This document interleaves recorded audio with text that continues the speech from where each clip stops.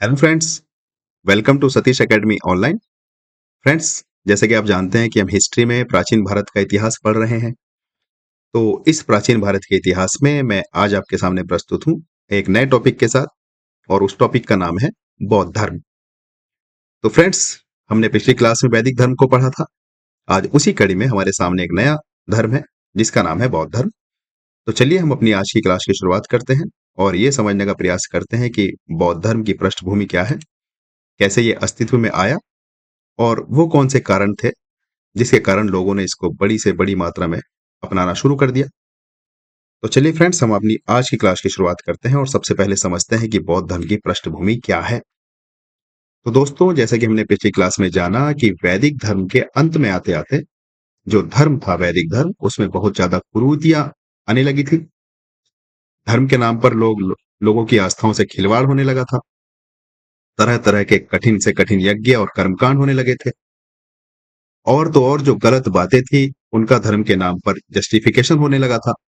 जैसे कौन कौन सी गलत बातें थी, जैसे कि बलि धर्म के नाम पर देनी शुरू हो चुकी थी और लोग उसको धर्म के नाम पर बिल्कुल जस्टिफाई करने लगे थे कि ये सही है, इसमें कुछ गलत नहीं है।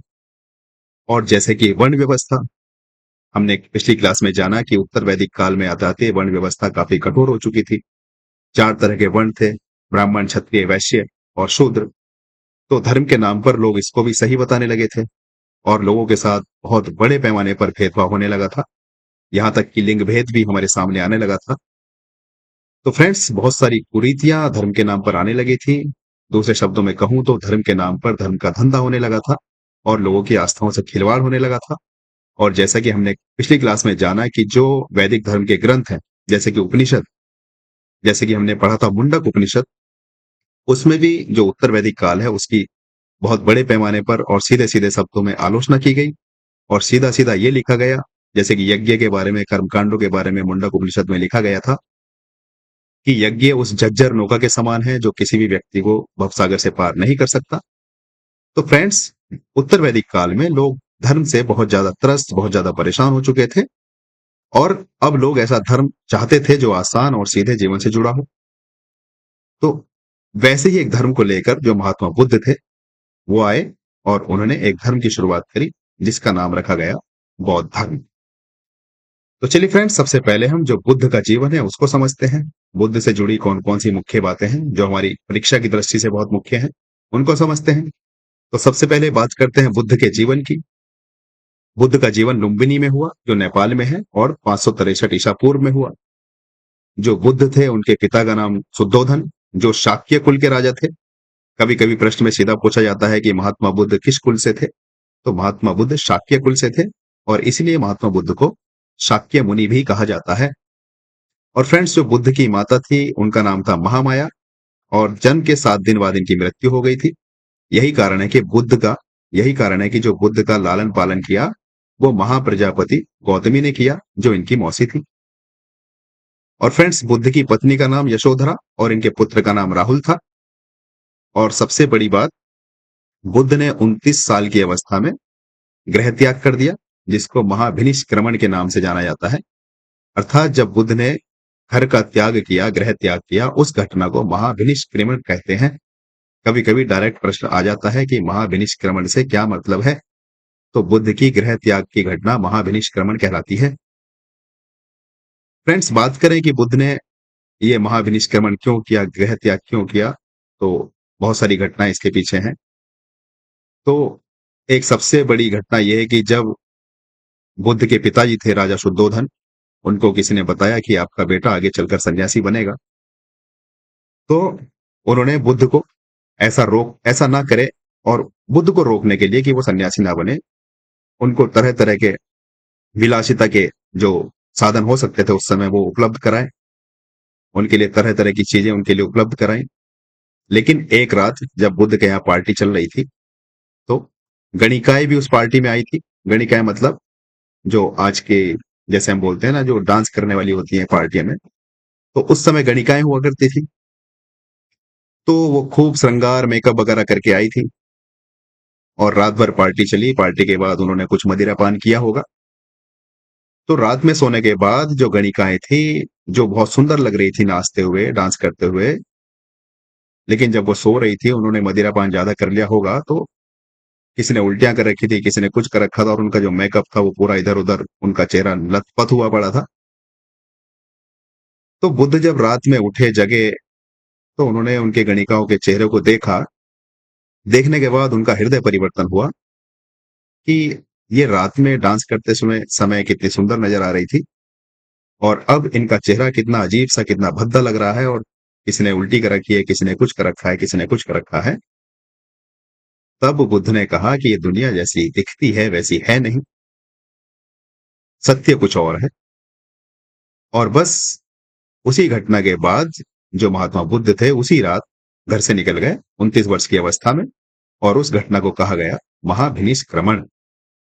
और फ्रेंड्स, जब वो घर से निकले तो 6 वर्ष बाद अर्थात 35 वर्ष की उम्र में बोध गया में, जो कि बिहार में है, पीपल के पेड़ के नीचे उनको ज्ञान मिला, जिसको बोला गया उस पीपल के पेड़ को बोधि वृक्ष।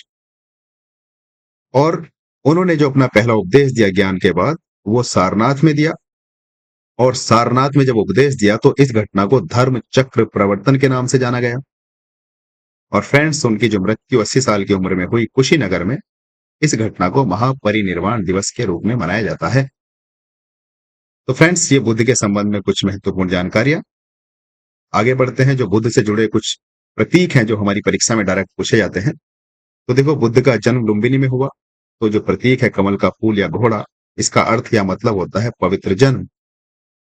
उसी प्रकार जो गृह त्याग का प्रतीक है, जिसको महाभिनिष्क्रमण कहते हैं, वो है घोड़ा और उस घोड़े का नाम था कंथक। कभी कभी हमसे डायरेक्ट प्रश्न पूछा जाता है कि जो बुद्ध का प्रिय घोड़ा था उसका क्या नाम था? कंथक। और एक बुद्ध का सारथी था चन्ना। हमने बचपन से एक कहानी सुनी है कि जब बुद्ध अपने सारथी के साथ, चन्ना के साथ, अपने एरिया में, अपने गांव में या अपने जो उनका किंगडम था, राज्य था, उसमें घूम रहे थे, तो उन्होंने कुछ लोगों को देखा, कुछ व्यक्तियों को देखा। जैसे कि एक वृद्ध को देखा, जैसे कि एक भिखारी को देखा, जैसे कि एक मृत्यु को देखा, एक जो लोग चिता ले जा रहे थे, मुर्दा ले जा रहे थे, उसको देखा, और एक बीमार व्यक्ति को देखा। तो बुद्ध ने जब एक वृद्ध को देखा, वो झुक कर चल रहा था, हाथ में स्टिक थी, तो बुद्ध को ये भी नहीं पता था कि उसका बुढ़ापा भी आएगा।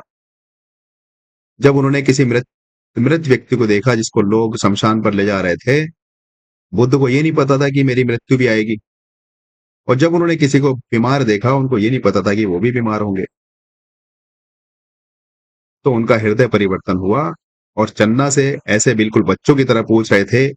जब उन्होंने एक वृद्ध व्यक्ति को देखा कि ये सामने वृद्ध व्यक्ति है, क्या मैं भी एक दिन वृद्ध होऊंगा? चन्ना ने कहा, बिल्कुल, सभी को वृद्ध होना है, ये जीवन का कटु सत्य है। जब मृत व्यक्ति को देखा बुद्ध ने, तो चन्ना से फिर बच्चों की तरह पूछा, क्या मैं भी किसी दिन मरूंगा? चन्ना ने फिर जवाब दिया, बिल्कुल, ये जीवन का अंतिम सत्य है, जिसका जन्म हुआ है उसका मरण भी होगा। तो फ्रेंड्स, यहां से भी बुद्ध का हृदय परिवर्तन होना शुरू हुआ और जो बुद्ध का महाभिनिष्क्रमण हुआ, गृह त्याग, उसमें जो प्रिय पशु था वो घोड़ा था। आगे चलते हैं। जो बुद्ध की ज्ञान प्राप्ति हुई बोध गया में, जो पीपल का पेड़ था उसको बोधि वृक्ष कहा गया। इसका मतलब होता है बुद्धत्व पाना, अर्थात बुद्ध को बुद्धत्व मिला। और ये बुद्धत्व का क्या मतलब हुआ, ज्ञान प्राप्ति का क्या मतलब हुआ, कि उनको सत्य का ज्ञान हो गया। सत्य क्या है, हम आगे पढ़ेंगे। पहला उपदेश जब बुद्ध ने दिया ज्ञान प्राप्ति के बाद, तो उसको हमने कहा धर्म चक्र और चक्की का पहिया जिसको कहते हैं। इसका अर्थ हुआ धर्म की शिक्षा देना।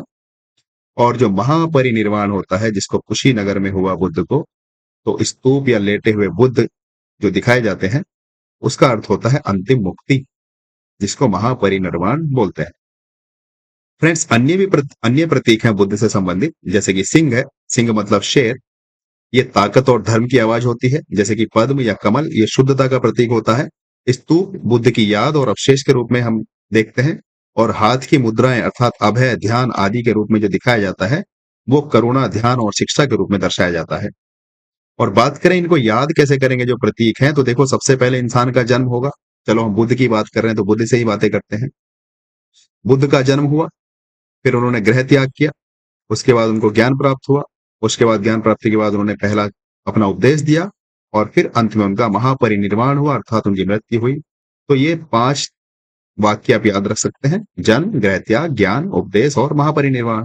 जन्म का प्रतीक कमल, गृह त्याग का प्रतीक घोड़ा, ज्ञान का प्रतीक पीपल का पेड़ और पहला उपदेश जो दिया उसका प्रतीक चक्र, और महापरिनिर्वाण को हम बोलते हैं जो उसका प्रतीक है स्तूप या लेटे हुए बुद्ध।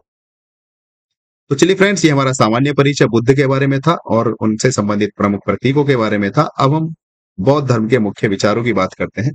देखो, बौद्ध धर्म में 4 आर्य सत्य हैं। वो 4 आर्य सत्य कौन-कौन से हैं, उनके बारे में थोड़ा-सा जानते हैं। पहला आर्य सत्य मतलब बिल्कुल अटल सत्य है, जो टल नहीं सकता, जो बिल्कुल जिसको बोलते हैं ना शत प्रतिशत, 100%। इसमें 0.00000000001% की गुंजाइश नहीं है कि ये सत्य असत्य हो जाए। 100% सत्य है। तो वो कौन से 4 आर्य सत्य हैं, बुद्ध ने उनको बताने की कोशिश की या बताया। पहला आर्य सत्य उन्होंने बताया कि जीवन में दुख ही दुख है। उन्होंने कहा सर्वम दुखम, जहां देखो वहां दुख है। जैसे कि उदाहरण दिया, दुख क्या है? किसी बच्चे को साइकिल चाहिए, उसको साइकिल नहीं मिल पा रही, उसका दुख है। और अगर उसको साइकिल दिलवा दी किसी ने, फिर उसकी इच्छा हो गई उसको बाइक चाहिए, अब बाइक नहीं मिल पा रही, उसका वो दुख हो गया। हमें लगता है जो अमीर इंसान है वो सुख होता होगा, सुखी होता होगा, उसको ये दुख है कि कहीं वो रातों रात डूब ना जाए उसका पैसा जो उसने कहीं इन्वेस्ट कर रखा होगा। हमें लगता है जो राजनेता है, सीएम पीएम और जो प्रेसिडेंट वगैरह है, बहुत खुश होते होंगे, बहुत सुखी होते होंगे। नहीं, बुद्ध ने कहा कि दुनिया में कोई सुखी नहीं है, हर कोई दुखी है। जो पीएम सीएम है उनको रात दिन यही दुख रहता है कि कहीं उनकी कुर्सी ना चली जाए। अगली बार जब जनता के सामने जाएंगे तो शायद जनता उनको वोट दे ना दे, ये उनके पास दुख है। और जो हमारे प्राकृतिक दुख होते हैं, जैसे कि बीमारी, जैसे कि मृत्यु, ये दुखी दुख है जीवन में।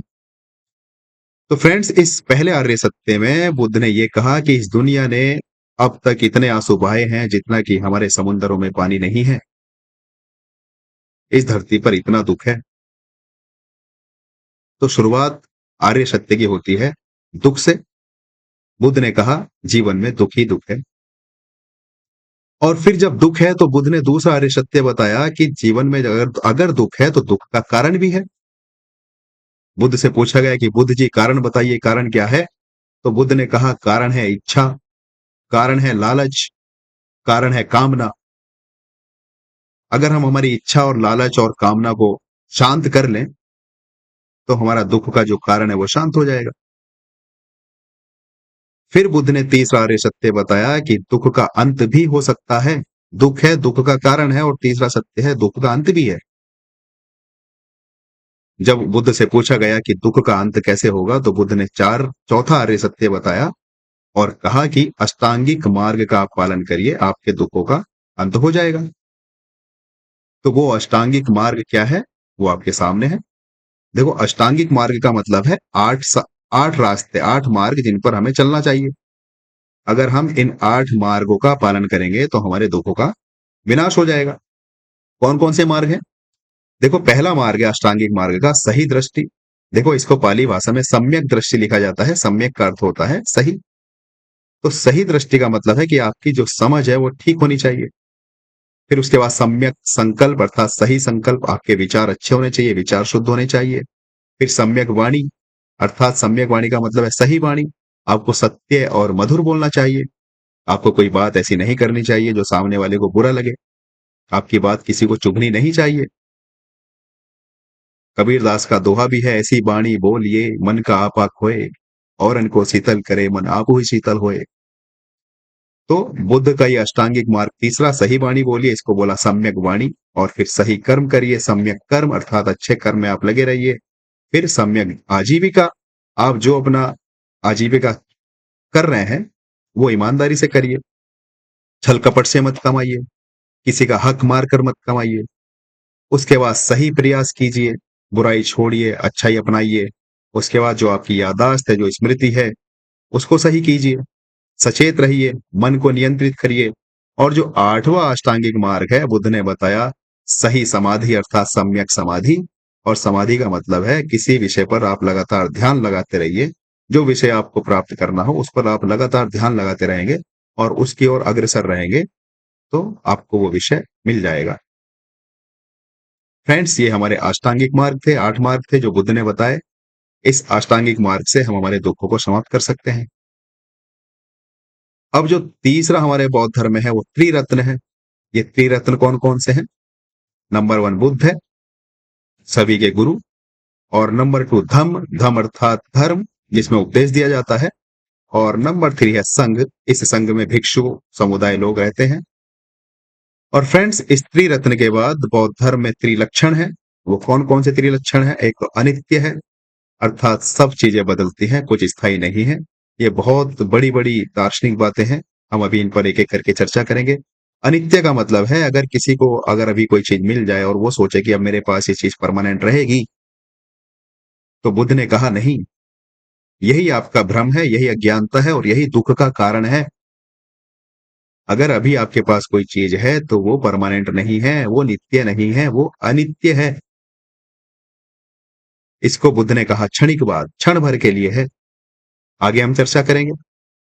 और जो तीसरा त्रिलक्षण है उसको बुद्ध ने कहा दुख, अर्थात जो आसक्ति है उसके कारण दुख होता है। और तीसरा जो त्रिलक्षण है उसको कहा अनात्म। अनात्म का मतलब हुआ कि कोई स्थायी आत्मा नहीं है, जिसको हम षड दर्शन में पढ़ते हैं। ये षड दर्शन कौन कौन से हैं, हम अभी एक एक करके सब पे चर्चा करेंगे। तो देखो, जैसे हम हमारे जो वैदिक धर्म है, जो हमारे षड दर्शन है, जैसे कि सांख्य, योग, मीमांसा और तुम्हारा न्याय वैशेषिक, इसमें आत्मा को स्वीकारा गया है और आत्मा को नित्य माना गया है। जैसे मान लो हमारा ये एक जन्म हुआ और हमारा अगला जन्म होगा, तो इस एक जन्म से अगले जन्म में हमारी जो आत्मा है वही जन्म लेगी। नित्य आत्मा को स्वीकारा गया है। तो बुद्ध ने कहा है कि आत्मा तो है लेकिन नित्य नहीं है। वो पल पल उसका जो स्वरूप है वो बदलता है। कैसे बदलता है हम आगे चर्चा करेंगे। फिलहाल ये हमारे त्रिलक्षण चल रहे हैं। इन त्रिलक्षण में बुद्ध ने पहला लक्षण बताया कि सारी चीजें दुनिया की अनित्य हैं, कुछ फिक्स नहीं है, नथिंग इज परमानेंट हेयर। आप ये सोचो कि यहाँ पर 100% आपके पास कोई चीज है, तो वो नहीं है। अभी हम अब बात कर रहे हैं, अभी मैंने एक सेकंड पहले जो बोला वो परमानेंट नहीं है, मैं दूसरी बातें बोलने लगा, वो बात पीछे पहुंच गई जो मैंने अभी शुरू की थी। तो बुद्ध ने यही कहा कि सब कुछ अनित्य है। और दूसरा बुद्ध ने कहा दुख है और दुख का कारण आसक्ति है। और तीसरा बुद्ध ने कहा अनात्मवाद, अर्थात आत्मा जो है वो नित्य नहीं है, वो भी क्षण क्षण भर बदल रही है। तो फ्रेंड्स, इसी कड़ी में जो बुद्ध के दर्शन के विशेष विचार हैं वो आपके सामने हैं। सबसे प्रमुख और सबसे विशिष्ट विचार है प्रतीत्य समुत्पाद। इस प्रतीत्य समुत्पाद का क्या मतलब है? इस प्रतीत्य समुत्पाद का मतलब ये है कि संसार की हर वस्तु या हर घटना अपने आप नहीं घट रही है। हर वस्तु का, हर घटना का कुछ ना कुछ कारण होता है। नहीं समझ पाए होंगे बात? चलिए, नहीं समझ पाए तो हम ऐसे समझते हैं। जैसे ये पेड़ हमारे सामने है, बुद्ध ने उदाहरण देके समझाया कि ये जो पेड़ है आपको क्या लगता है, ये पेड़ अपना आप ही ऐसे ही उग गया? इसका कुछ कारण होगा। बिल्कुल, इसका कारण है बीज। आपने बीज लगाया होगा तो इस बीज से पेड़ निकला। यही प्रतीत्य समुत्पाद है। बुद्ध ने कहा कि हर वस्तु का, हर घटना का कुछ ना कुछ कारण होता है। इसको कार्य कारण सिद्धांत भी कहा गया है। इस प्रतीत्य समुत्पाद को कार्य कारण सिद्धांत के नाम से भी जाना जाता है। अर्थात प्रत्येक वस्तु का कारण होता है, बिना कारण के कोई वस्तु घटित नहीं हो सकती, कोई घटना घटित नहीं हो सकती। जैसे कि बीज से पेड़ बना, फिर पेड़ से बीज बना, फिर बीज से पेड़ बना, बीज से पेड़, पेड़ से बीज, बीज से पेड़, पेड़ से बीज। यही चक्र, यही साइकिल बार बार चलती रहेगी।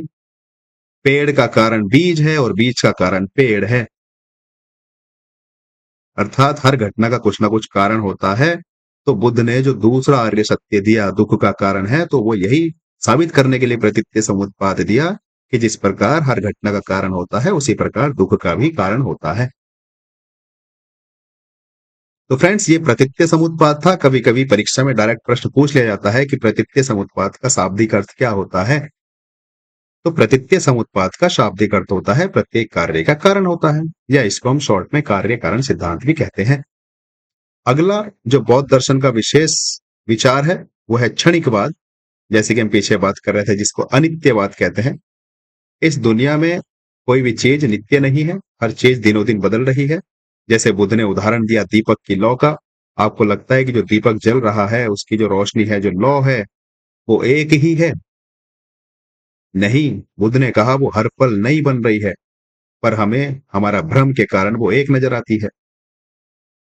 वो परिवर्तन इतना तेज हो रहा है दीपक की लौ में कि हमें वो परिवर्तन हमारी आंखों से दिखाई ही नहीं देता। जैसे दीपक की लौ जल रही है लगातार, तो हमें ये लग रहा है कि लौ एक ही है। नहीं, बुद्ध ने कहा ये एक नहीं है। ये इतना तेज परिवर्तन हो रहा है। एक लौ चली गई, दूसरी आई, उसके पीछे दूसरी गई, तीसरी आई, तीसरी गई, चौथी आई। क्योंकि ईंधन जल रहा है लगातार, तो वो लौ हमारी जल के बहुत ही स्पीड के साथ हमारे सामने आ रही है, और हमारा भ्रम हो जाता है कि ये लौ एक है। ये एक नहीं है, बार बार बदल रही है, अगले क्षण ही बदल जाती है। और हम हमारी आंखों से इनको देख नहीं पाते हैं, हमें भ्रम हो जाता है, और हम इसको नित्य मान लेते हैं, परमानेंट मान लेते हैं। ये कोई भी वस्तु यहाँ पर परमानेंट नहीं है, क्षण भर के लिए है। बुद्ध ने ये समझाने का प्रयास किया। जैसे और भी एग्जाम्पल की हम बात करें, अगर आपको नहीं समझ में आई बात, तो बुद्ध ने दूसरा उदाहरण देकर समझाया कि जैसे नदी है, नदी की जो पानी की जो धारा है, क्या आपको लगता है वो एक ही धारा है? एक ही बूंद से वो धारा बन रही है? उसमें कितनी असंख्य बूंद मिलकर एक धारा का निर्माण कर रही होंगी। लेकिन वो बूंदें आपस में इतनी तेज एक दूसरे के पीछे जा रही हैं कि हमें उनका फर्क समझ में नहीं आता, और वो परिवर्तन उनमें इतनी तेज होता है कि हम उसको एक ही पानी की धारा समझ लेते हैं, और हमें लगता है कि ये पूरी धारा एक है, जबकि वो पूरी धारा एक नहीं है। वो न जाने कितनी असंख्य बूंदों से मिलकर बनी है। तो यही है फ्रेंड्स क्षणिकवाद, अर्थात हर वस्तु सिर्फ एक क्षण के लिए रहती है। जैसे कि एक बूंद हमारे सामने आई, ये आगे निकल गई, इसी के तुरंत पीछे दूसरी बूंद आ गई, इसके पीछे तीसरी आ गई, और ये परिवर्तन इतना तेज हो रहा है कि हमारी आंखों से इसको हम देख नहीं पाते हैं, हमें भ्रम हो जाता है। तो फ्रेंड्स, इसको कहा बुद्ध ने क्षणिकवाद। आगे चलते हैं अनित्यवाद। जैसे कि हमने पहले भी पढ़ा था, अनित्यवाद जो क्षणिकवाद है उसी का एक अपग्रेडेड वर्जन है। अनित्यवाद का मतलब है कि यहाँ पर कुछ परमानेंट नहीं है, सब कुछ अस्थायी है। फूल खिलता है तो मुरझाता भी है, जैसे बुद्ध ने एग्जाम्पल दिया। उसी प्रकार हमने जन्म लिया है तो एक ना एक दिन मृत्यु होनी है, निश्चित है। हमारा बचपन है, फिर जवानी आएगी, बुढ़ापा आएगा, निश्चित है। अगर कोई वस्तु अभी आपने खरीदी है, उसका अंत होगा, वो टूटेगी, पुरानी होगी, फूटेगी, निश्चित है। यही अनित्यवाद है। परमानेंटली इस वर्ल्ड में कुछ एग्जिस्ट नहीं करता है। बुद्ध ने यही समझाया है, और इसी को बुद्ध ने आत्मा के रूप में समझाया है कि जो आत्मा है वह भी परमानेंट नहीं है। जिसको हम नित्य आत्मा कहते हैं, वो नित्य आत्मा नहीं है, वह भी क्षण भर बदल रही है। हमें लगता है जैसे और दर्शन जो पारंपरिक दर्शन है, जैसे कि मैंने आपको उदाहरण दिया, न्याय, वैशेषिक, सांख्य, योग, मीमांसा, लगभग इन सभी में आत्मा को स्वीकारा गया, और आत्मा के संबंध में ये कहा गया कि आत्मा की जो सत्ता है वो निश्चित है, नित्य है। अर्थात जो हमारी इस जन्म में आत्मा है, वही आत्मा हमारी अगले जन्म में होगी, वही आत्मा उससे अगले जन्म में होगी, वही आत्मा उससे अगले जन्म में होगी। लेकिन बुद्ध ने कहा कि अनित्यवाद, अर्थात हमारी आत्मा हमारी इस जन्म में भी लगातार बदल रही है, तो अगले जन्म में यही आत्मा कैसे हो सकती है? तो फ्रेंड्स, ये अनित्यवाद, ज्यादा डिटेल में मैं जाना नहीं चाहता, क्योंकि आप फिर वैराग्य हो सकते हैं, वैरागी हो सकते हैं। तो मैं आपको वैरागी नहीं करना चाहता, ऐसा ना हो कि आप फिर पढ़ाई लिखाई छोड़ के कहीं पहाड़ों पर जाने की सोचने लगे। तो ये हमारे बुद्ध के कुछ प्रमुख विचार बौद्ध धर्म के। अब हम आगे बात करते हैं बौद्ध धर्म का प्रचार प्रसार कैसे हुआ। तो हम बहुत अच्छे से जानते हैं कि जो सम्राट अशोक थे, और सम्राट अशोक और बौद्ध धर्म हमने अच्छे से पढ़ा। जो एक युद्ध हुआ, कलिंग का युद्ध, कब हुआ आपको याद होगा, 261 ईसा पूर्व के आसपास। और उस कलिंग के युद्ध के बाद अशोक का जो हृदय परिवर्तन हुआ, और अशोक ने उसके बाद बौद्ध धर्म को स्वीकार कर लिया। और बौद्ध धर्म, फ्रेंड्स, इसमें बहुत इंटरेस्टिंग कहानी है कि अशोक ने बौद्ध धर्म किसके कहने पर स्वीकार किया। तो दो लोगों के नाम मिलते हैं, दोनों ही बौद्ध भिक्षु थे। एक था उपगुप्त। उपगुप्त, कुछ इतिहासकार मानते हैं कि अशोक ने, ये बौद्ध भिक्षु थे उपगुप्त। और एक दूसरे बौद्ध भिक्षु थे निग्रोध। निग्रोध। तो इन दोनों से प्रभावित होकर अशोक ने बौद्ध धर्म स्वीकार किया। और ये जो फ्रेंड्स निग्रोध नाम के बौद्ध भिक्षु थे, ये अशोक का सगा भतीजा था। इनकी कहानी भी बहुत इंटरेस्टिंग है। इनके पिता हुआ करते थे सुशील नाम के। तो इन सुशील की किसी ने हत्या कर दी। हत्या के बाद ये जो निग्रोध थे, जो अशोक के भतीजे थे, इन्होंने वैराग्य अपना लिया और बौद्ध भिक्षु बन गए। और जब कलिंग का युद्ध हुआ, अशोक जब परेशान हुए, पीड़ित हुए, व्यथित हुए, तो अशोक इनसे मिलने गए, अपने भतीजे से जिनका नाम निग्रोध था। तब इन्होंने अशोक को सुझाव दिया, सजेशन दिया कि आप बौद्ध धर्म को अपनाइए और जो युद्ध की नीति है उसको छोड़िए, धम्म की नीति को अपनाइए। तो अशोक ने इस निग्रोध से प्रभावित होकर, जो कि अशोक का भतीजा था, बौद्ध धर्म को अपनाया और युद्ध की नीति छोड़कर धम्म की नीति को अपनाया। ये धम्म क्या है? बुद्ध का धर्म है। और जैसे कि हम जानते हैं कि कलिंग का युद्ध लगभग 261 ईसा पूर्व हुआ।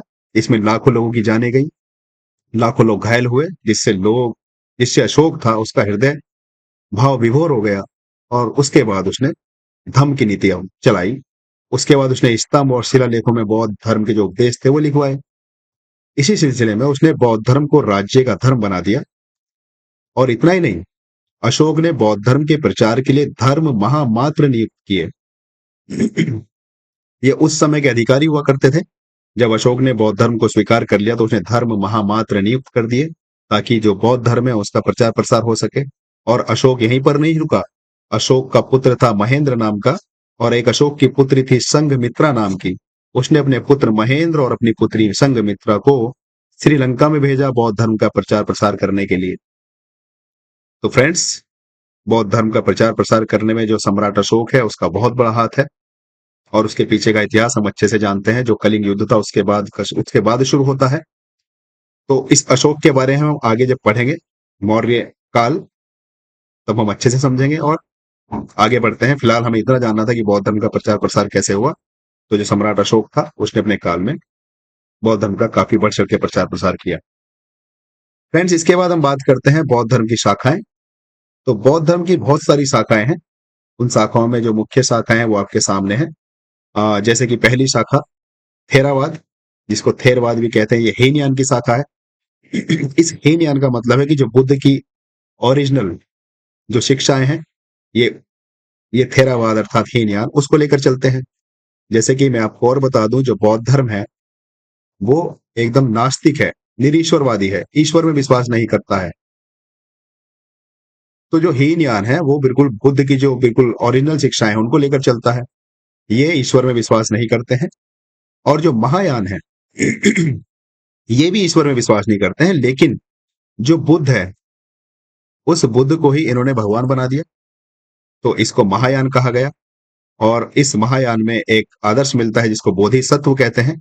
इस बोधिसत्व का मतलब होता है कि ये समाज के लिए जीता है और दुनिया में तब तक रहता है जब तक निर्वाण प्राप्त नहीं करता है, जब तक समाज के सभी लोगों को या दुनिया के सभी लोगों को निर्वाण प्राप्त ना हो जाए। अर्थात समस्त लोगों को निर्वाण प्राप्ति कराने के लिए ये खुद दुनिया में रहता है, अपना निर्वाण को आगे टालता रहता है। तो इसको बोधिसत्व बोलते हैं। तो फ्रेंड्स, ये महायान की शाखा है जो भगवान बुद्ध को ही भगवान के रूप में मानती है, और जो हीनयान शाखा है वो किसी ईश्वर में विश्वास नहीं करती है। उसी प्रकार एक अगली शाखा है वज्रयान। इस वज्रयान में भी हमारा तंत्र मंत्र और विशेष साधना वगैरह के साक्ष्य मिलते हैं। तो जो बौद्ध धर्म की शाखा है मुख्य तीन, हीनयान, महायान और वज्रयान। हीनयान जो बुद्ध की ओरिजिनल शिक्षा है उसको मानता है। जैसे कि मैंने बताया कि बुद्ध धर्म जो है वो नास्तिक धर्म है। और नास्तिक किसे कहते हैं? देखो, वेदों के अनुसार एक शब्द है आस्तिक और नास्तिक। एक है आस्तिक और एक है नास्तिक। तो वेद क्या कहता है? वेद ये कहता है कि जो वेदों में आस्था नहीं रखेगा वो आस्तिक नहीं रखेगा, वो नास्तिक कहलाएगा, और जो वेदों में आस्था रखेगा वो आस्तिक कहलाएगा। अर्थात वेदों में आस्था रखने वाला आस्तिक और वेदों में आस्था नहीं रखने वाला नास्तिक।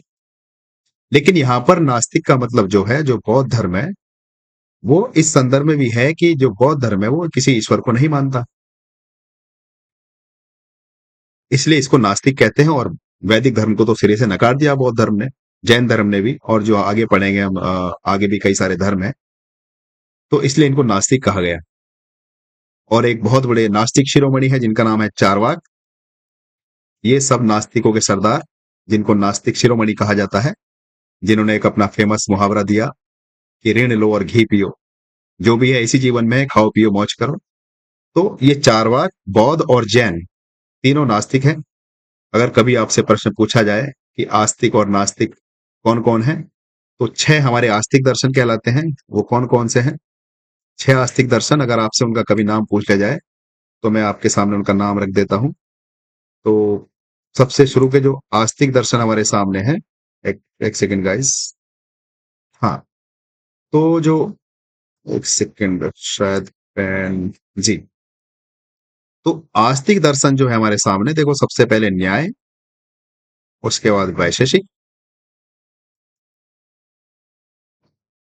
उसके बाद योग, उसके बाद मीमांसा, न्याय, वैशेषिक, सांख्य भी है यहाँ पर, इससे पहले सांख्य है, योग है, मीमांसा है और वेदांत। इनको षड दर्शन बोलते हैं। ये 6 दर्शन है हमारी जो पुराने धर्म है।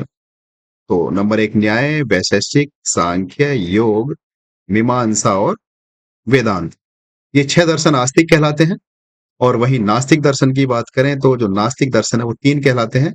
जैसे कि मैं यहाँ पर इनका नाम लिख देता हूँ। एक तो लिखा हुआ है चारवाक, ये चारवाक नास्तिक शिरोमणि है। और दूसरा है बौद्ध, ये बौद्ध दर्शन भी नास्तिक है। और तीसरा है जैन। ये हमारे पास 3 दर्शन है जो नास्तिक है, और ये हमारे पास 6 दर्शन है जो आस्तिक है।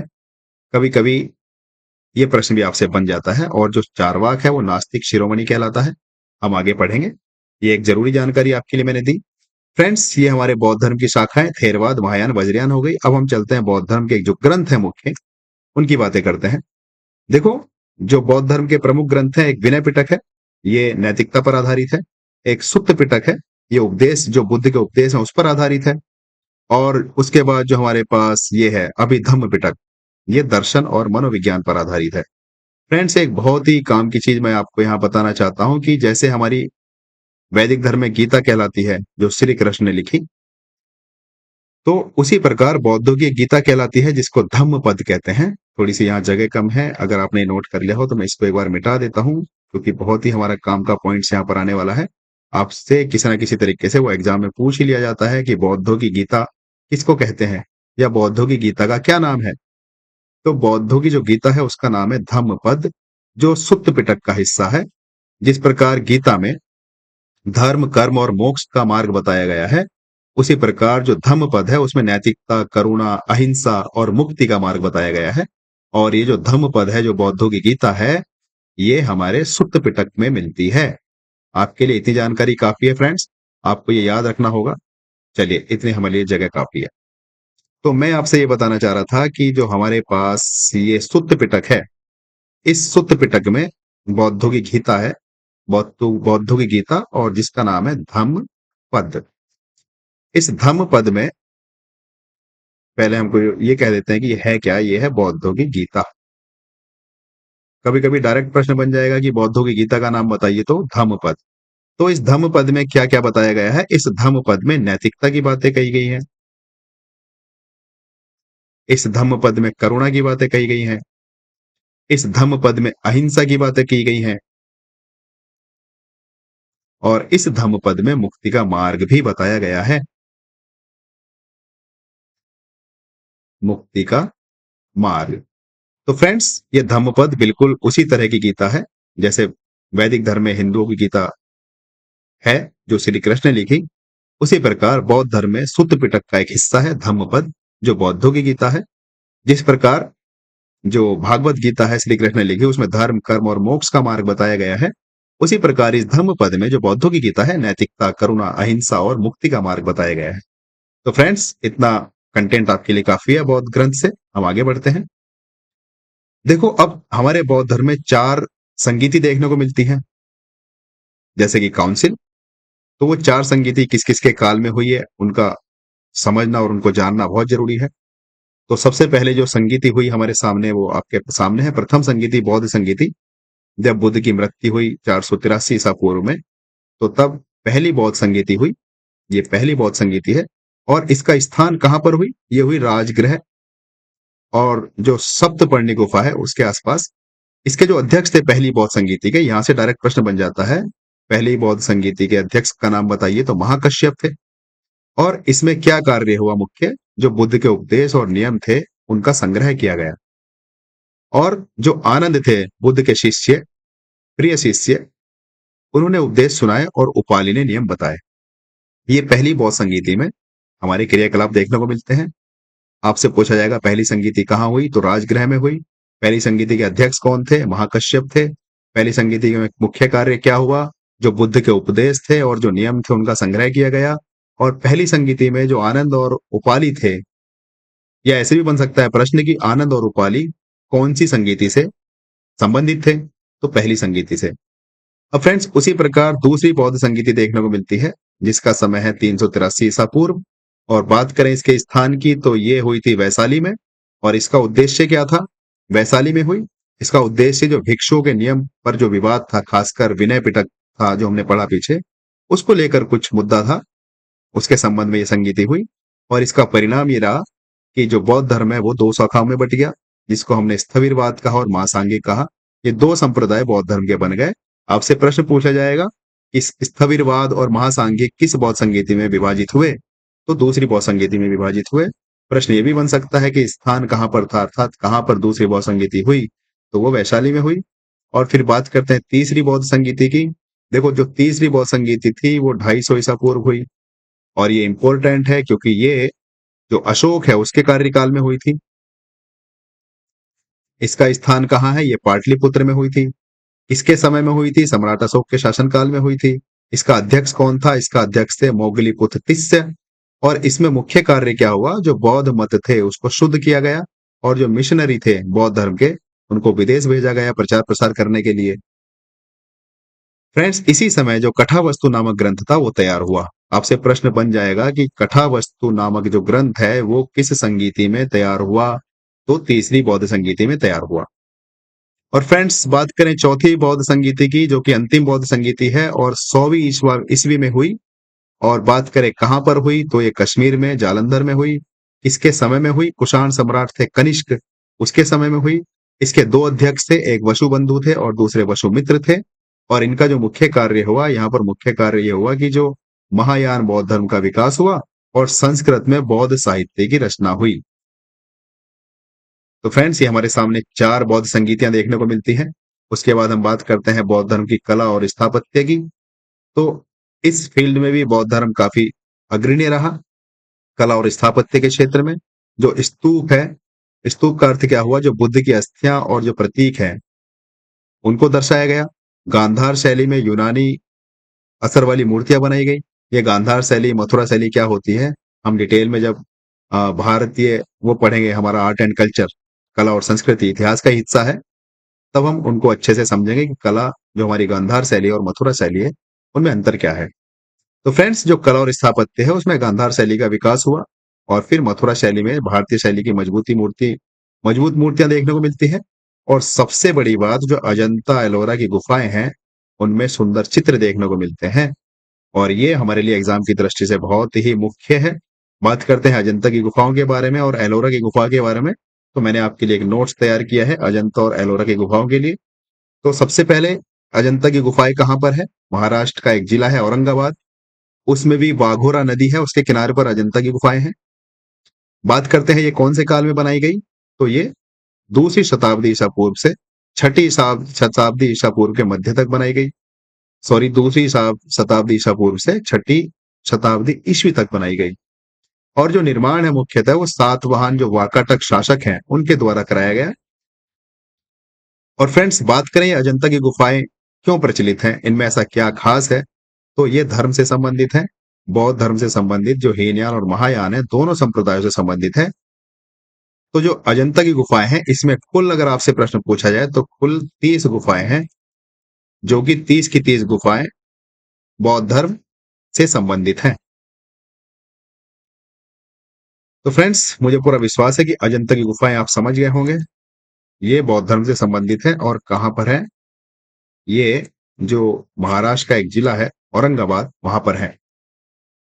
आगे बढ़ते हैं फ्रेंड्स, बात करते हैं विशेषता की। इस अजंता की गुफाओं की क्या विशेषताएं हैं? तो देखो ये जो गुफाएं हैं पूरी तरह से शिला काट कर बनाई गई हैं, अर्थात बड़े बड़े पहाड़ काट कर इन गुफाओं का निर्माण किया गया है। और इन गुफाओं में चित्रकारी और भित्ति चित्र अत्यंत प्रसिद्ध हैं। और जो सबसे बड़ी बात है, इन गुफाओं में हमें जातक कथाएं देखने को मिलती हैं। इन जातक कथाओं का क्या मतलब होता है? जातक कथाओं का मतलब होता है बुद्ध के पूर्व जन्म की कथाएं। गुफाओं की जो दीवारें हैं उन पर उकेरी गई हैं। और फ्रेंड्स, जो हमारी अजंता की गुफाएं हैं वो पद्म पाणी और वज्र पाणी के चित्र बहुत देखने को मिलते हैं उन पर भी, जो विश्व प्रसिद्ध है। और सबसे बड़ी बात हमारी एग्जाम की दृष्टि से है, जो अजंता की गुफाएं हैं और जो एलोरा की गुफाएं हैं, वो दोनों ही यूनेस्को का जो वर्ल्ड रिकॉर्ड रहता है उनमें शामिल है। जो यूनेस्को उसमें अजंता की गुफाएं विश्व धरोहर स्थल में शामिल हैं। तो ये भी पॉइंट आपके लिए बहुत ही मुख्य है परीक्षा की दृष्टि से। चाहे वो अजंता की गुफाएं हो, चाहे वो एलोरा की गुफाएं हो, दोनों ही गुफाएं जो यूनेस्को है उसमें विश्व जो धरोहर स्थल है उनमें शामिल है, यूनेस्को की लिस्ट में। फ्रेंड्स, उसी तरह से हम बात करते हैं एलोरा की गुफाओं की। ये भी हमारा जो महाराष्ट्र है उसके औरंगाबाद जिले में स्थित है। इनका जो काल है वो 5वीं शताब्दी से 11वीं शताब्दी तक का है। और जो इनका निर्माण है वो चालुक्य, राष्ट्रकूट व यादव राजाओं के काल में इनका निर्माण हुआ। और सबसे बड़ी बात, जो धर्म संबंध है इनका, इनका 3 धर्मों से संबंध है एलोरा की गुफाओं का। कौन कौन से धर्म है? एक तो बौद्ध धर्म से संबंध है, दूसरा हिंदू धर्म से है और तीसरा जैन धर्म से है। इन तीनों धर्मों से एलोरा की गुफाओं का संबंध है। तो इसमें जो टोटल गुफाएं हैं एलोरा में वो 34 है। इन 34 में से 12 गुफाएं बौद्ध धर्म से संबंधित है, 17 गुफाएं हिंदू धर्म से संबंधित है और 5 गुफाएं जैन धर्म से संबंधित है। और बात करें एलोरा की गुफाओं की विशेषता की, तो ये गुफाएं भी बड़े बड़े पहाड़ काट कर बनाए गए। और जो सबसे प्रसिद्ध गुफा है वो कल्याण अर्थात कैलाशनाथ मंदिर है, जो गुफा संख्या 16 है, जिसे राष्ट्रकूट के राजा कृष्ण ने बनाया था, राजा प्रथम थे वो। और फ्रेंड्स, इसमें जो संपूर्ण मंदिर को एक ही चट्टान को काटकर बनाया गया है, सबसे अच्छी बात यह है। और मैंने जैसे पहले आपको बताया था कि जो अजंता और एलोरा है, दोनों ही गुफाओं को यूनेस्को का जो विश्व धरोहर है उसमें शामिल किया गया है। तो फ्रेंड्स, आगे बढ़ते हैं। आगे एक सेकंड, हाँ। अगला हमारा पॉइंट है कि भारत में बौद्ध धर्म का पतन कैसे हुआ। जो धर्म इतना विश्व विश्व प्रसिद्ध हो चुका था, अब एकदम से उसका अचानक से पतन कैसे हुआ, तो उसके बारे में थोड़ी सी बातचीत कर लेते हैं। देखो, उसके पतन के कई सारे कारण हो सकते हैं, जिसमें से मुख्य कारण आपके सामने है। एक तो राजाश्रय खत्म हो गया। भाई, राजाओं की छत्र छाया में बौद्ध धर्म पनप रहा था। सम्राट अशोक बहुत बड़ा उदाहरण। सम्राट अशोक के बाद भी बहुत सारे राजा हुए जिन्होंने आगे चलकर बौद्ध धर्म अपनाया। लेकिन जैसे ही राजाओं का राजाश्रय खत्म हुआ, तो हमारा जो बौद्ध धर्म था उसका पतन हमने देखने को मिला। उसके बाद जो हिंदू धर्म है, उसमें जो भक्ति आंदोलन है, उस भक्ति आंदोलन ने लोगों को अपनी ओर खींचा। और उससे बड़ी बात, जो मठ है अर्थात जिसको बुद्ध विहार, बौद्ध विहार बोलते हैं, उनमें अनुशासन की कमी देखने को मिली। और न सिर्फ कमी देखने को मिली, बल्कि उन पर आक्रमण भी हुए। और जो शिक्षा केंद्र थे, जो बहुत ही फेमस केंद्र नालंदा, उस पर तोड़फोड़ हुई। तो फ्रेंड्स, ये जो मैं आक्रमण की बात कर रहा हूं, आपने एक राजा का नाम सुना होगा, पुष्यमित्र शुंग, जो कि मौर्य साम्राज्य के पतन के बाद शुंग वंश का राज शासक था और मूल रूप से ब्राह्मण था। उसने ये ऐलान किया कि अगर कोई मुझे एक बौद्धिस्ट का सिर लाके देगा, उसको मैं कुछ ना कुछ इनाम में दूंगा। जो बुद्ध विहार को तोड़ेगा उसको कुछ ना कुछ इनाम दूंगा। तो पुष्यमित्र शुंग, एक कट्टर राजा जो कि ब्राह्मण था, उसने बौद्ध धर्म के जो विहार थे, बुद्ध विहार, उनको तोड़ा। न सिर्फ विहारों को तोड़ा, बल्कि जो बुद्धिस्ट थे उनको मारा। और इसको मूर्ति भंजक भी कहा जाता है। मूर्ति भंजक का मतलब हो गया, एक सेकंड में पहले इसको लिख देता हूं, पुष्यमित्र शुंग।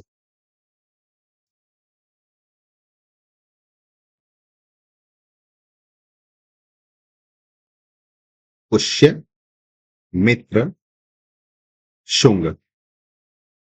तो फ्रेंड्स, ये शुंग वंश का एक शासक था। इसको बुद्ध बुद्ध शिकन कहा जाता है, बुद्ध शिकन। इसको मूर्ति भंजक कहा जाता है, मूर्ति भंजक। तो ये इसकी सारी उपाधि है। बुद्ध शिकन इसलिए कहा जाता है क्योंकि इसने बहुत सारी मूर्तियां तुड़वाई। मूर्ति भंजक भी इसलिए कहा जाता है क्योंकि बहुत सारी इसने मूर्तियां तुड़वाई, खासकर बुद्ध विहारों को तुड़वाया, आक्रमण किया। और यही नहीं, इसने यहां तक ऐलान कर दिया कि जो बुद्धिस्ट का सर कलम करके लाके देगा उसको कुछ ना कुछ सरकारी नौकरी दी जाएगी या कुछ ना कुछ उसको और इनाम दिया जाएगा।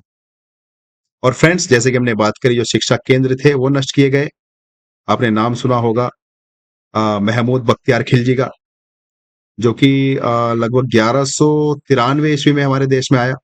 और जो नालंदा विश्वविद्यालय था उसमें इसने तोड़फोड़ करी। महमूद बख्तियार खिलजी। महमूद बख्तियार खिलजी, ये आता है हमारे देश में और ये आता है 1193 ईस्वी में। इसमें जो शिक्षा का बहुत बड़ा केंद्र हुआ करता था, नालंदा विश्वविद्यालय, उसमें तोड़फोड़ की। न सिर्फ तोड़फोड़ करी, इसने उसमें आग लगवा दी और यकीन मानिए उसमें कई महीनों तक आग जलती रही और कई भिक्षुओं को मरवाया इसने, जो बौद्ध भिक्षु होते थे। तो ये बहुत सारे कारण हैं जो बौद्ध धर्म का पतन का कारण रहे। अब फ्रेंड्स, बात करते हैं कि जो आधुनिक पुनर्जागरण कैसे हुआ फिर बौद्ध धर्म का। तो आधुनिक पुनर्जागरण इस प्रकार हुआ, जो हमारे देश के एक बड़े राजनीतिज्ञ रहे, संविधान निर्माता रहे, जिन्होंने संविधान निर्माण में अपनी महत्वपूर्ण भूमिका निभाई, डॉक्टर बी आर अम्बेडकर। उन्होंने 1956 ईस्वी में लाखों लोगों के साथ बौद्ध धर्म को अपनाया, जिस कारण आधुनिक पुनर्जागरण हमें बौद्ध धर्म का देखने को मिलता है।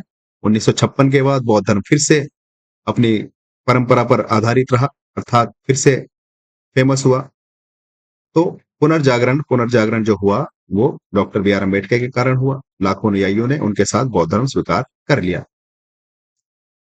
तो फ्रेंड्स, ये बौद्ध धर्म से रिलेटेड मैंने आपके सामने कुछ फैक्ट्स, कुछ हिस्ट्री और कुछ कीवर्ड्स रखे। अब हम चलते हैं अपने एमसीक्यूज पर, देखते हैं कितने प्रकार के एमसीक्यूज हमारे बौद्ध धर्म से बन सकते हैं। तो पहला प्रश्न आपके सामने ये रहा। पहले प्रश्न में आपसे पूछा गया है कि गौतम बुद्ध का जन्म कहाँ हुआ। तो बताइए कहाँ हुआ। लुम्बिनी में हुआ, ऑप्शन नंबर ए। दूसरा प्रश्न आपसे पूछा जाता है कि ये बताइए बुद्ध के पिता का नाम क्या था। तो शुद्धोधन था। तीसरा प्रश्न आपसे पूछा जाता है कि बुद्ध की माता का नाम बताइए। तो बुद्ध की माता का नाम महामाया था। और चौथा प्रश्न आपसे पूछा गया महापरिनिर्वाण कहाँ हुआ था। तो बताइए महापरिनिर्वाण कहाँ हुआ था, अर्थात जो बुद्ध की मृत्यु थी वो कहाँ पर हुई। कुशीनगर में हुई। फ्रेंड्स, पांचवा प्रश्न आपके लिए, बुद्ध को ज्ञान कहाँ प्राप्त हुआ। तो बताइए बुद्ध को ज्ञान कहाँ प्राप्त हुआ। बोध गया में हुआ, पीपल वृक्ष के नीचे हुआ। प्रश्न नंबर 6 आपके सामने है, बुद्ध ने पहला उपदेश कहाँ दिया। तो बुद्ध ने अपना पहला उपदेश दिया सारनाथ में, अर्थात ऑप्शन नंबर बी। फ्रेंड्स, प्रश्न नंबर 7 आपके सामने, बुद्ध के पहले शिष्य कौन थे। तो बुद्ध के प्रथम शिष्य थे कौंडिन्य, जिन्होंने बुद्ध को पहला उपदेश दिया था, अर्थात मतलब बुद्ध ने इनको पहला उपदेश दिया कौंडिन्य। बुद्ध ने शुरू में 5 लोगों को अपना उपदेश दिया, जिनमें प्रमुख कौंडिन्य थे। तो आपसे डायरेक्ट प्रश्न पूछा जाएगा कभी कभी कि बुद्ध ने सबसे पहला उपदेश किस शिष्य को दिया। तो उसका नाम हो जाएगा कौंडिन्य। चलिए फ्रेंड्स, प्रश्न नंबर 8 की ओर चलते हैं। प्रश्न नंबर 8 में हमसे पूछा गया है, 4 आर्य सत्य में कौन शामिल नहीं है। तो देखो, 4 आर्य सत्य में कौन शामिल नहीं है बताइए। दुख है, बिल्कुल। दुख का कारण है तृष्णा, बिल्कुल। दुख का निवारण संभव है, बिल्कुल संभव है। यज्ञ द्वारा मुक्ति होगी, बिल्कुल नहीं। यज्ञ तो कर्मकांड पर आधारित था उत्तर वैदिक काल में। तो हमारा इसमें पूछा गया आर्य सत्य कौन शामिल नहीं है, कौन सा नहीं है। तो ऑप्शन नंबर डी हमारा उत्तर हो जाएगा। प्रश्न नंबर 9, अष्टांगिक मार्ग में कौन शामिल नहीं है। तो बताइए, सम्यक दृष्टि है, बिल्कुल है। सम्यक संकल्प है, बिल्कुल है। सम्यक समाधि है, बिल्कुल है। लेकिन जो वेद पाठ है वो नहीं है अष्टांगिक मार्ग में शामिल। तो ऑप्शन नंबर डी हो जाएगा प्रश्न नंबर 9 का आंसर। चलिए फ्रेंड्स, क्वेश्चन नंबर 10 की ओर चलते हैं। क्वेश्चन नंबर 10 में हमसे पूछा गया है कि त्रिरत्न में कौन कौन शामिल है। बताइए त्रिरत्न में कौन कौन शामिल है। मैंने आपको बहुत डिटेल में बताया, बुद्ध, धम्म और संघ, ये तीनों त्रिरत्न में शामिल है। तप, योग, मोक्ष नहीं है। वेद, उपनिषद, गीता नहीं है। आत्मा, ब्रह्म और परमात्मा नहीं है। ये वेदांत दर्शन में जब हम आगे पढ़ेंगे, जो शंकराचार्य हैं उन्होंने अद्वैतवाद दिया वेदांत दर्शन में, जिन्होंने कहा अहम ब्रह्मास्मि। उन्होंने एक मुहावरा दिया, मुहावरा तो नहीं, संस्कृत का मोह दिया श्लोक, और वो श्लोक में कहा ब्रह्म सत्यम जगत मिथ्या, अर्थात ब्रह्म सत्य है, जगत मिथ्या है। तो उन्होंने आत्मा, ब्रह्म और परमात्मा की बात की। हमसे पूछा गया त्रिरत्न में कौन कौन शामिल है। तो त्रिरत्न में बुद्ध, धम्म और संघ शामिल है। फ्रेंड्स, चलते हैं प्रश्न नंबर 11 की ओर।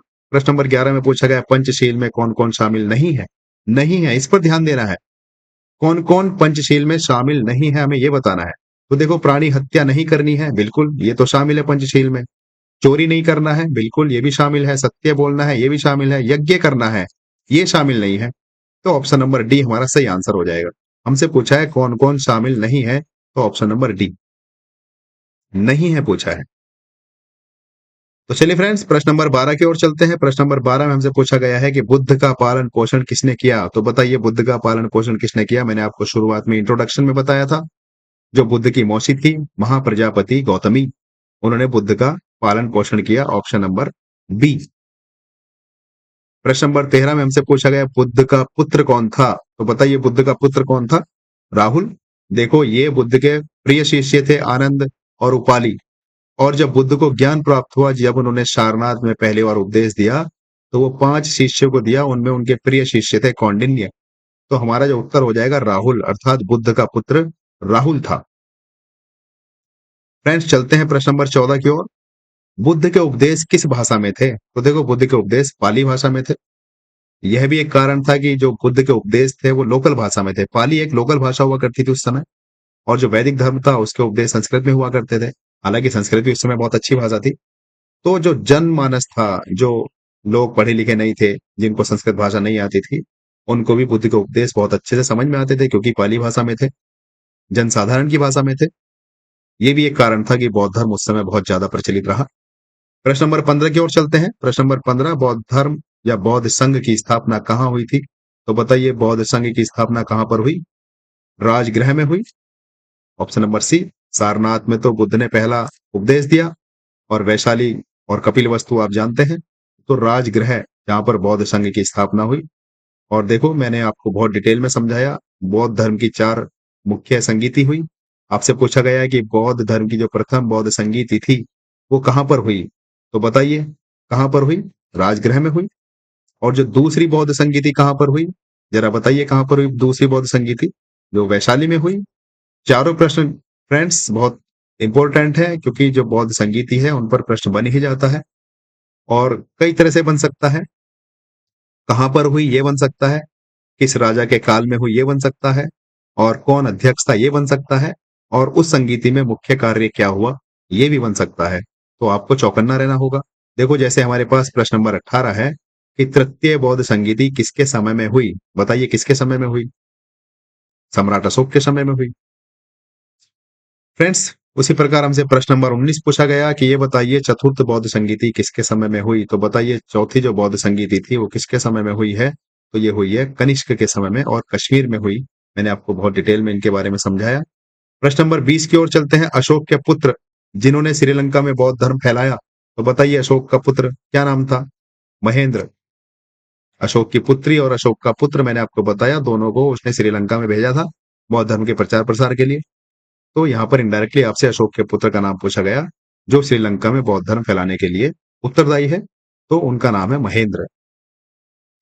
चलिए फ्रेंड्स, प्रश्न नंबर 21, अशोक की पुत्री का नाम जिसने श्रीलंका में बौद्ध धर्म फैलाया। बिल्कुल आ गया, देखो आपके पास अगला प्रश्न। तो अशोक की पुत्री का नाम था संघमित्रा, और अशोक के पुत्र का नाम था महेंद्र, जो दोनों ही श्रीलंका गए थे बौद्ध धर्म के प्रचार प्रसार के लिए। प्रश्न नंबर 22, बौद्ध धर्म का वह ग्रंथ जिसमें भिक्षुओं के नियम लिखे हैं, तो बताइए वह कौन सा नियम है? विनय पिटक। इसको नैतिकता का धर्म भी बोलते हैं, नैतिकता का ग्रंथ, तो इसको विनय पिटक बोलते हैं।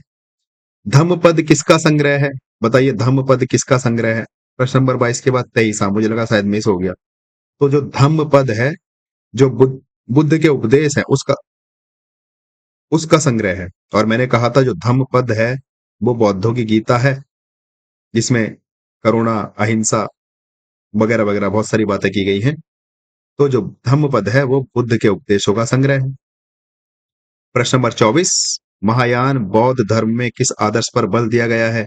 तो महायान बौद्ध धर्म में जो बोधिसत्व की धारणा है उस पर बल दिया गया है। ये बोधिसत्व की धारणा क्या है? ये बोधिसत्व की धारणा ये है कि जो भगवान बुद्ध है उनका पुनर्जन्म होता है बार बार, और वो पुनर्जन्म इसलिए होता है कि जो लोग हैं, जो नागरिक हैं, जो जो भिक्षु भिक्षुणी है, जो बौद्ध धर्म के अनुयायी हैं, या समस्त दुनिया है, उन सभी को ये बोधिसत्व जब तक बार बार धरती पर रहेगा, जब तक सभी लोगों को निर्वाण ना मिल जाए।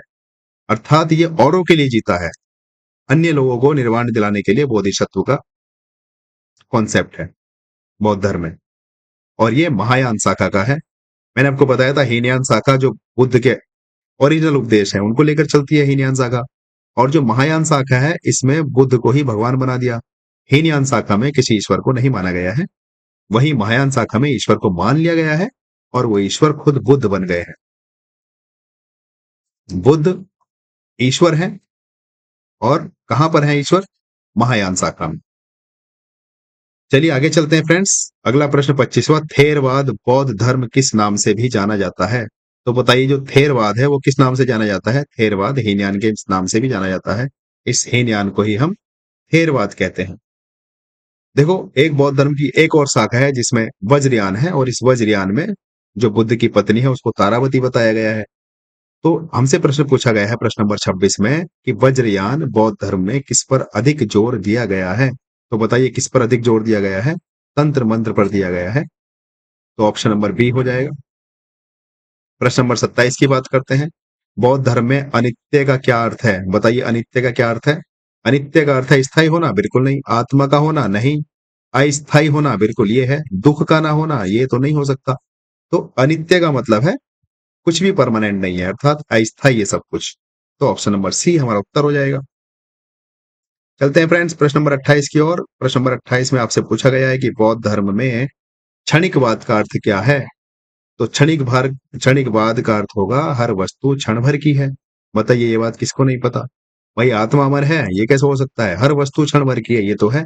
आत्मा और परमात्मा एक है। हो सकते हैं पर हमें उससे मतलब नहीं है, हमें तो क्षणिकवाद का मतलब बताना है। और दुख केवल माया है, ये भी नहीं हो सकता।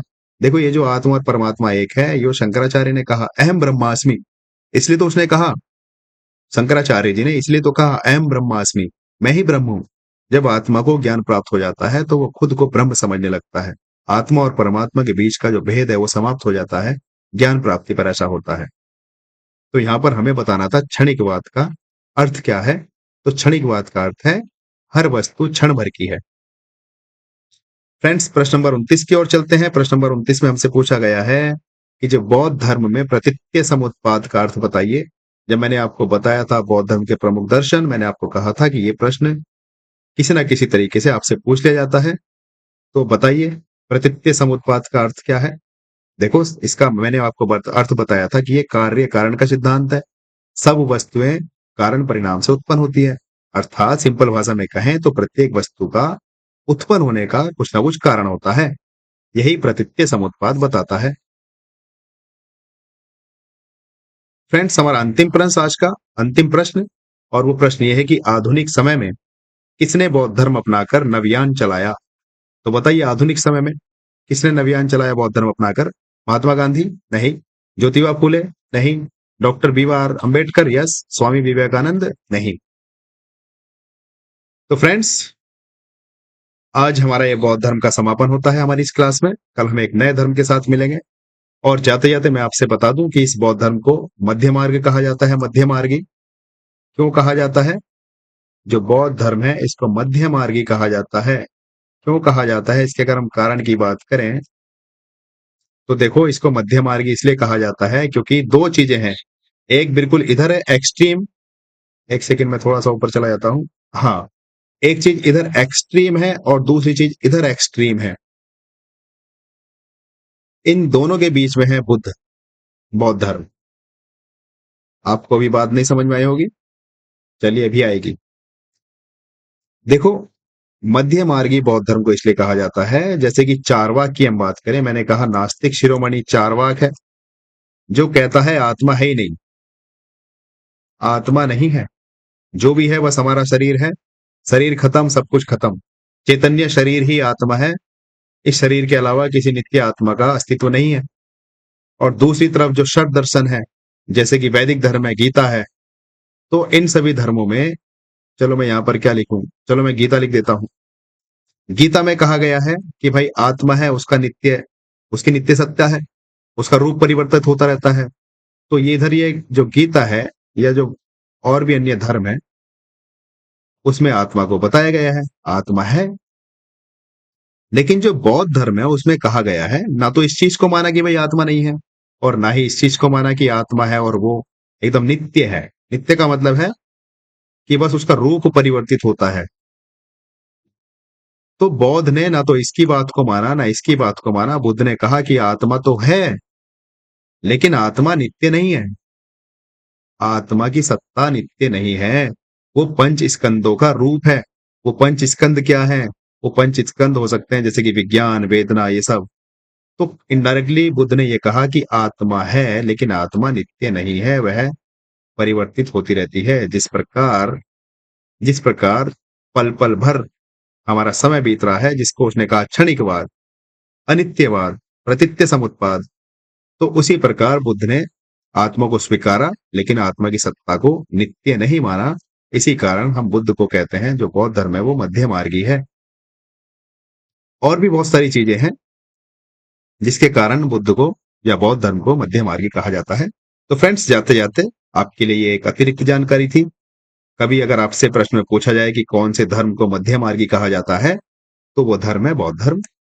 तो चलिए फ्रेंड्स, इन्हीं शब्दों के साथ मैं आपसे विदाई लेता हूं। और विदाई लेने से पहले मैं आपसे अपील करता हूं कि अगर अभी तक आपने हमारे चैनल को सब्सक्राइब नहीं किया है, तो प्लीज आप हमारे इस चैनल को सब्सक्राइब कीजिए। और अगर आपने सब्सक्राइब कर लिया है, तो अब आपकी जिम्मेदारी है कि आप हमारे इस चैनल को शेयर भी कीजिए, ताकि ज्यादा से ज्यादा लोग हमारे इस चैनल पर जुड़े और हमारे इस प्लेटफॉर्म का फायदा उठा सकें। तो फ्रेंड्स, इन्हीं शब्दों के साथ आप अपना ख्याल रखिए। Bye bye, take care.